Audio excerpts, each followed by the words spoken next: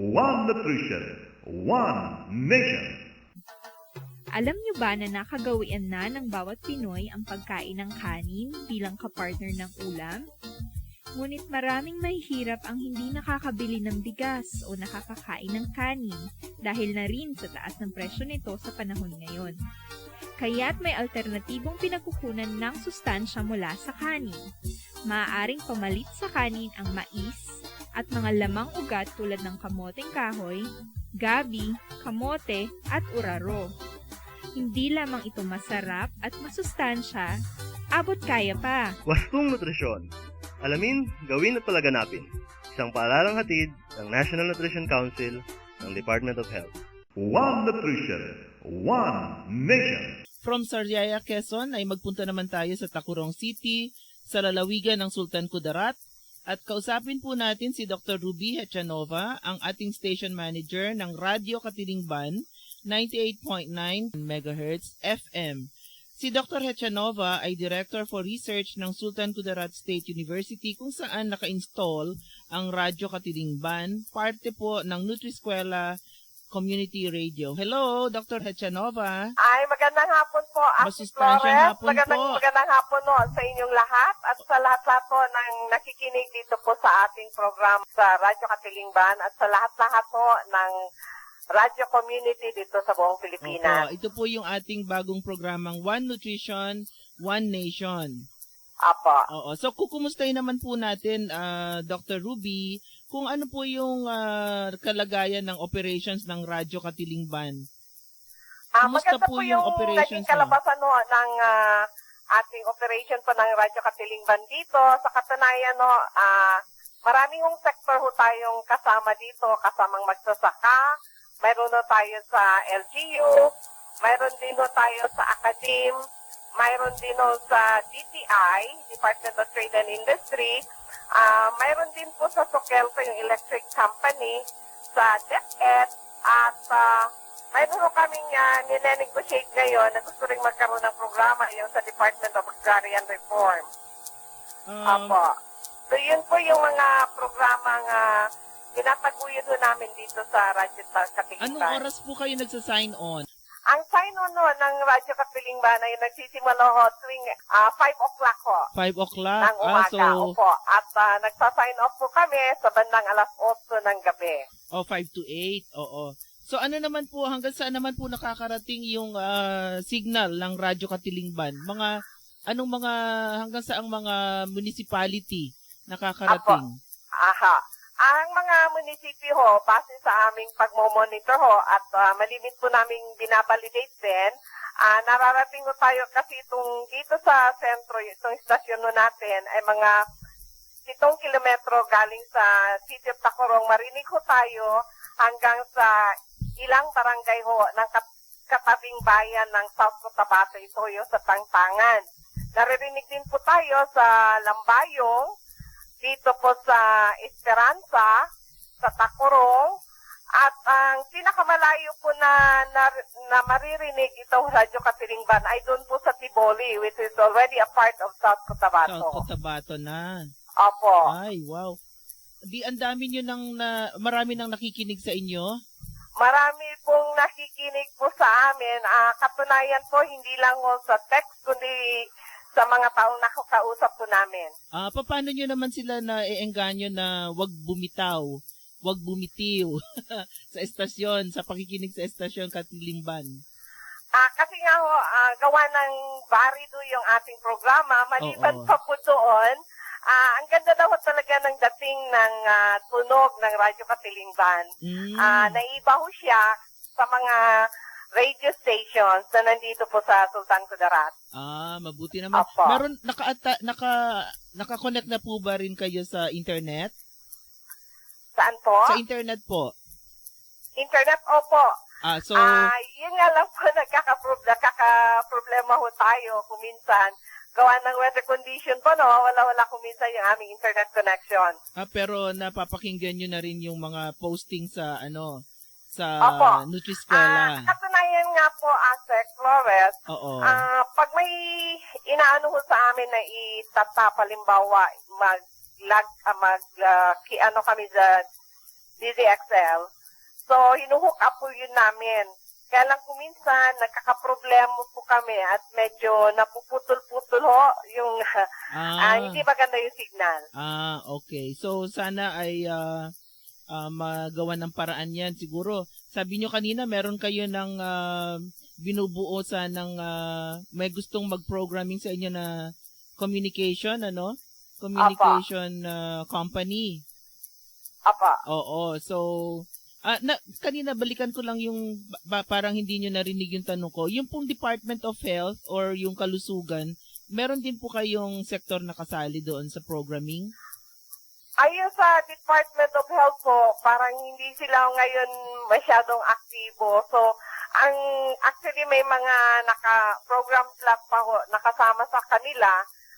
Mayroon pa ho kasi kaming, wala pa. Anong tawag nito? Hindi pa talaga sila nakaprograma. Ito yung sa LGU ho, Local Government Unit, saka yung sa PNP. Oh. So yung sa Nutrition Action Officer po, yung Provincial Nutrition Action Officer, nagpo-programa naman po, kaya lang hindi rin ganun ka-regular. So, ang ginawa na lang ho namin, sabi ko, para hindi nasasayang po yung oras, para pag-isahin, kasi meron ho akong hosting na isang programa na hawakan, yung sa Nutri-Tulong po. Actually, matagal na po kasi naming programa ito, extension program ho ng university, na kung saan yung target ho namin ay yung mga nanay na may anak na sanggol or hanggang sa 6 na taong gulang.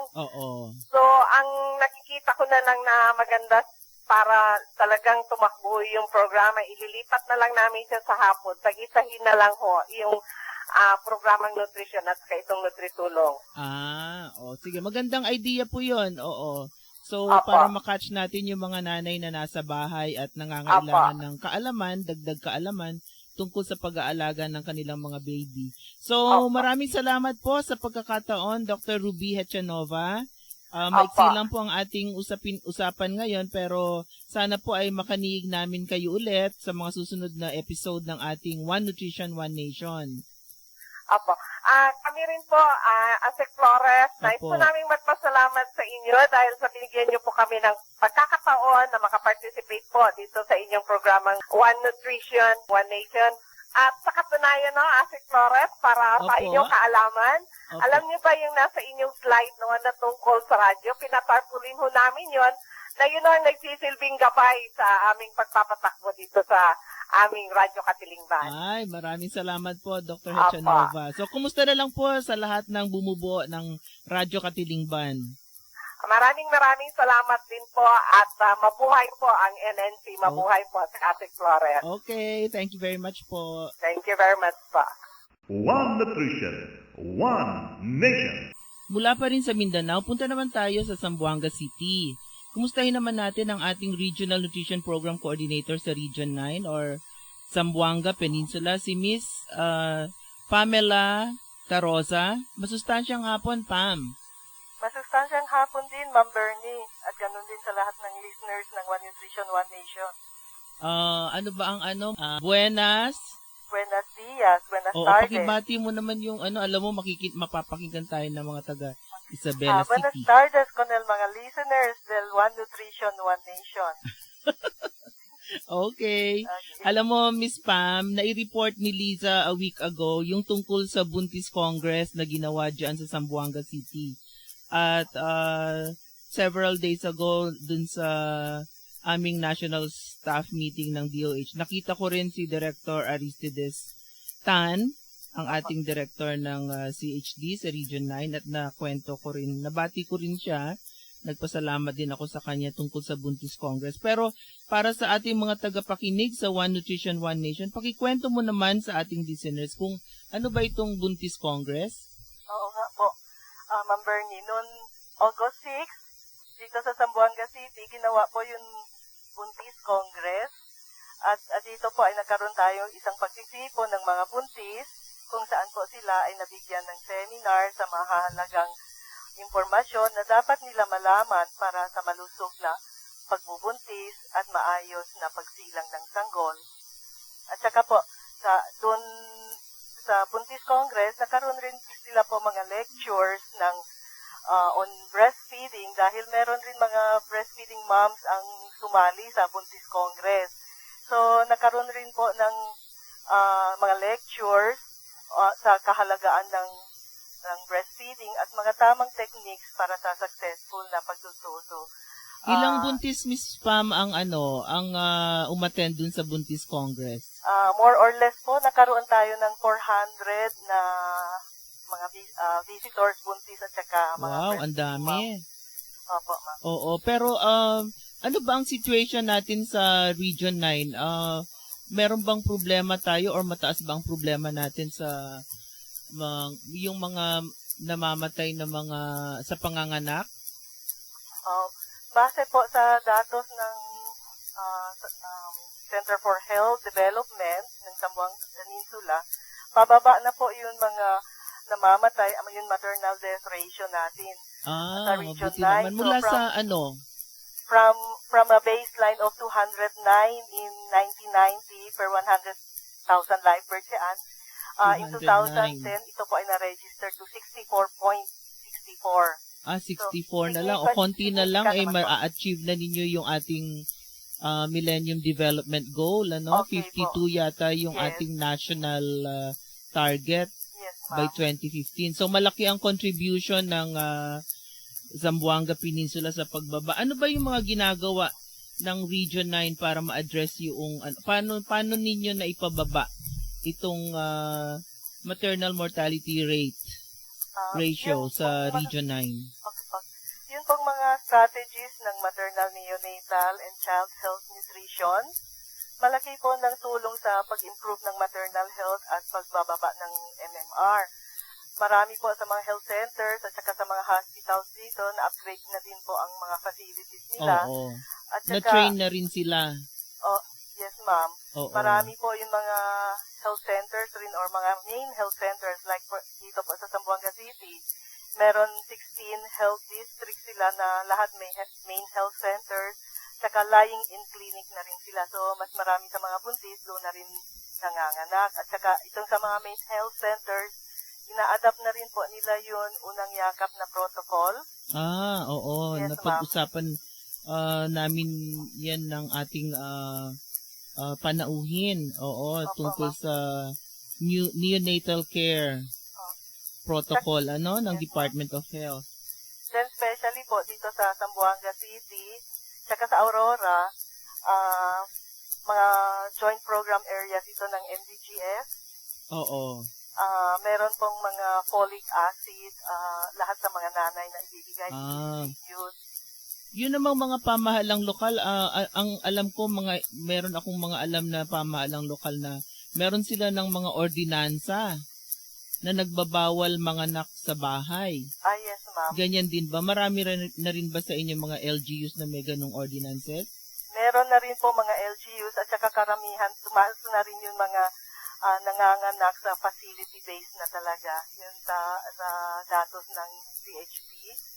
Mataas na rin po yung kanilang facility-based na pag-aanak. Oo.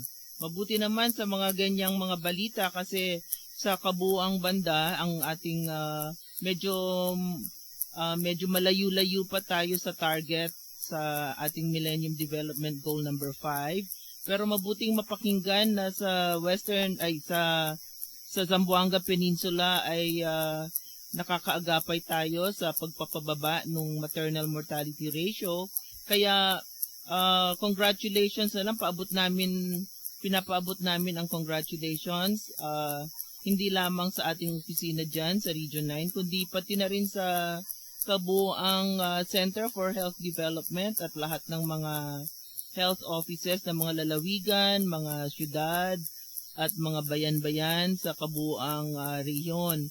Sana ay sa patuloy na pagtulungan ay talagang mapababa pa natin at maging zero maternal mortality ang buong region.